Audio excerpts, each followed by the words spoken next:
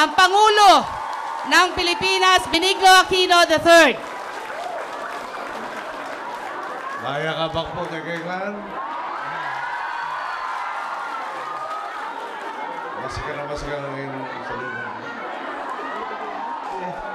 Diba, kasama po natin siyempre si Governor Vic Yap, si Uncle Henry, Congresswoman po sa 2nd District, si Susan Yap, ang Congressman natin dito sa 3rd, Jesse, ating pong puti Mayor, TJ. So sila ho kadalasan nadadalaw ng mga bagyo.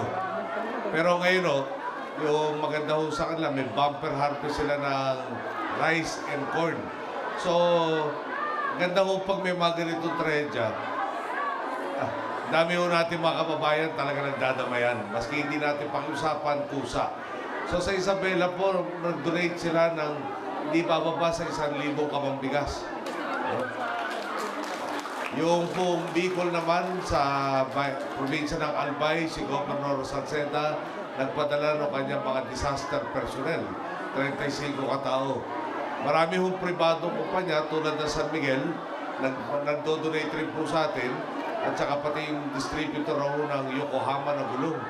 No? Talagang may planta ho sila sa Clark, may tutulong rin po sa atin yan. Pero ang maganda po rito, no? Yung mga kumpanya ng langis tulad ng Petron at saka Shell, tumataas ho yung presyo ng krudo sa pandaigdigang merkado. Sila ho kusa, naulitin ko, kusa, hindi sa pilitan, pinakiusapan po, at kusa na rin lang kalooban, i-delay po nila yung pagtaas ng presyo ng kanilang produkto para makidamay po sa ating mga bayan. Kumbaga, mababawasan po yung kita lang o mapapalugi ng kapraso para lang humapadama sa atin lahat na hindi tayo nag-iisa. Kaya doon, talagang pasalamatan natin sila lahat. At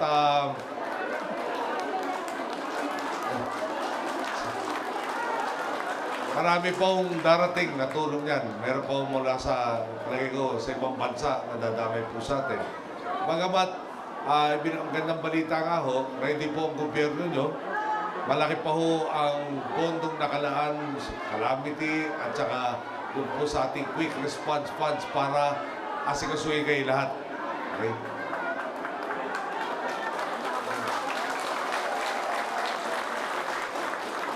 Yung marami-rami na ho tayo nadalaw ng mga lugar at parang ganito, no?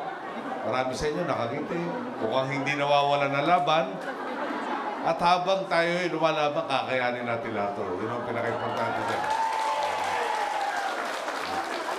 So, nandito nga ho para kamustahin kayo, makipagnayan sa ating mga opisyal sa probinsya.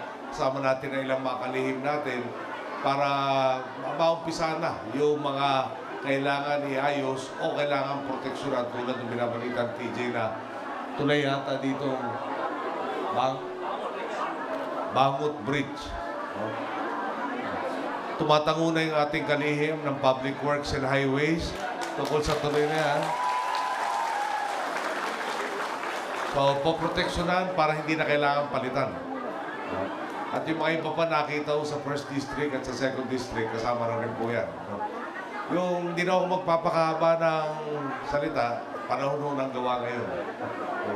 So, alam mo, maapalala sa inyo, gobyerno po nyo kami, trabaho namin maglingkod sa inyo, abisuhan nyo kami kung meron pa tayong kailangan punuin. No? Pero so far, wala pa tayo narinig na napapabayaan maski sa man sa Pilipinas. Okay? So, yung lalo din sa Santa Lucia, medyo basta malakas ang ulan, madalas-dalas ito problema natin. Naghahanap tayo ng solusyon na permanente. Okay? Yung balog-balogo na dam, pero sa 2nd District meron, konti ng 1st. Ang habol po nun, irrigation, pero flood control rin. Sana mga within 2 weeks, mapepresenta na sa atin yung plano para maumpisa na yung proseso. Maitayo na yan at maibsan yung bahan natin dito sa Tarlac. Okay.